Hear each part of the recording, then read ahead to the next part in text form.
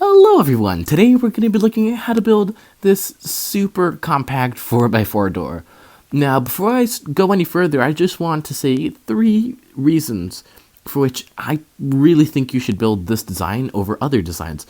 Now the first reason is going to be, first of all, the size of this, and also the speed relative to its size. Now most 4x4 doors that go below 240 blocks are just pretty slow, or not necessarily super slow, but they aren't the fastest. You see, I could have made this a tiny bit smaller, but I would have probably had to have used torch burnouts or something like that. Now, such as this door, that's why I activated it.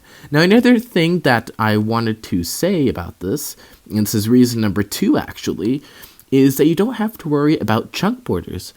Now, you can build this anywhere, even on a chunk border on every single layer, and it will work just fine. There is nothing that you need to worry about, and that's actually quite nice, not having to worry about chunk borders.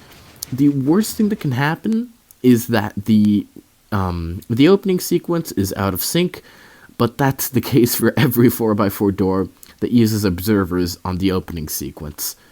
That is the worst that can happen. I'm actually not sure if it even does. There's a high chance that it doesn't. Now, for the last thing that I want to say is the fact that the pistons are actually in sync, or for the most part.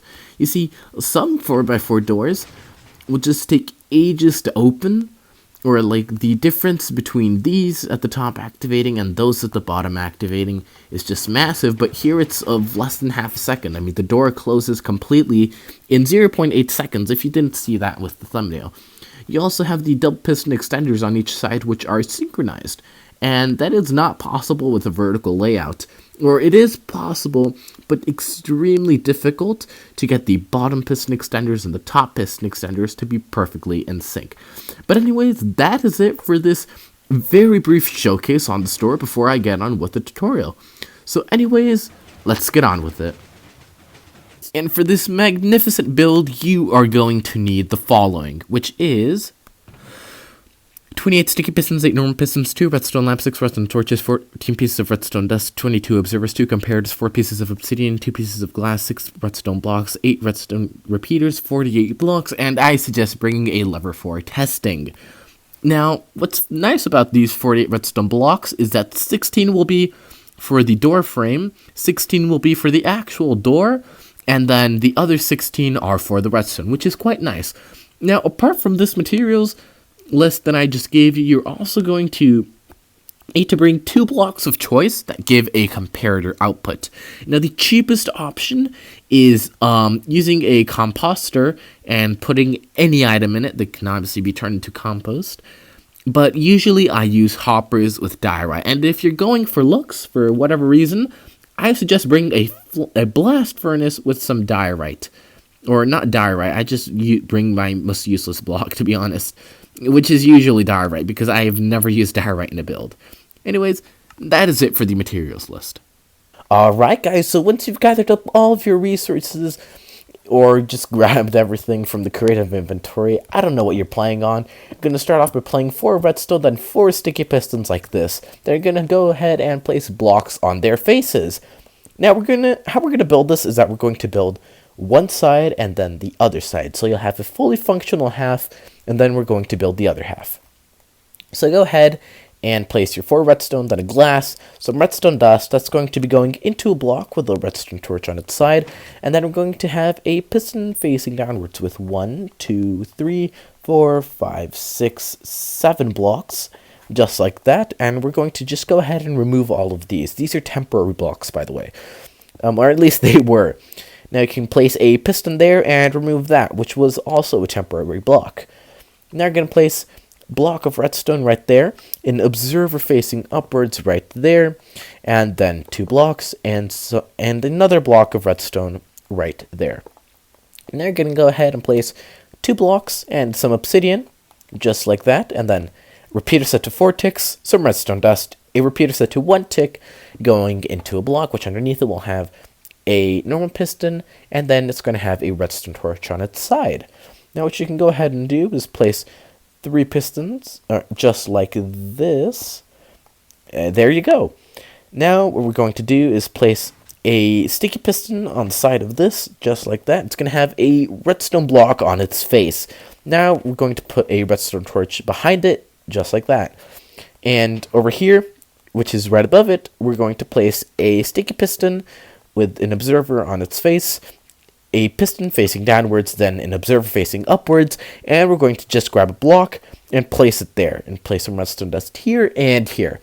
Now, right next to this block, it's going to be where we have the sticky pistons for our double piston extenders. So they should be like this, and they should be leveled with the center of your 4x4 door. So basically the middle blocks. Once that's done, you're going to hop over to the other side, or fly over, whatever, and you're going to place an observer facing upwards going into a block. Then you're going to place a redstone comparator on top of it, a block, and some redstone dust right there. Then this is the piston that we just placed, the observer that we just placed. So you're going to place another one here and another one right there. Once that's done up at the top, you're going to just go ahead and do that. I don't actually expect you to do that. What I expect a normal person to do is place the obsidian and then the piston. But you can do whatever you want. If you enjoy doing silly things like I do, just go ahead and do that and give it a try. It's actually kind of fun when you're in creative. Note how I say when you're in creative, because it's not fun to mine obsidian in survival. Once you have this setup done, just adjust the piston going to the obsidian with the redstone torch above, and then a repeater set to vortex.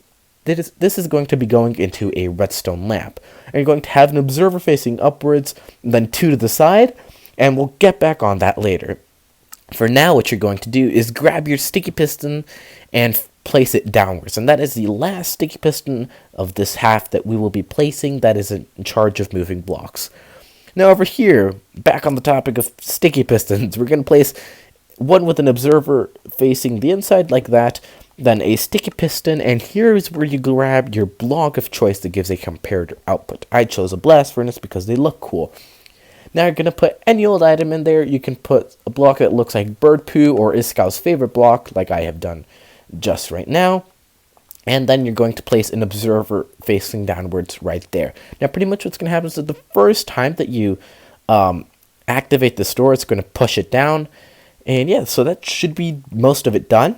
Now, the final thing that we need to do on this half is place an observer there and a repeater set to 3 ticks. So your door should look something like this. Make sure you have everything in place. And once that is done, you can go ahead and do the first full test. Just go ahead and flick the lever.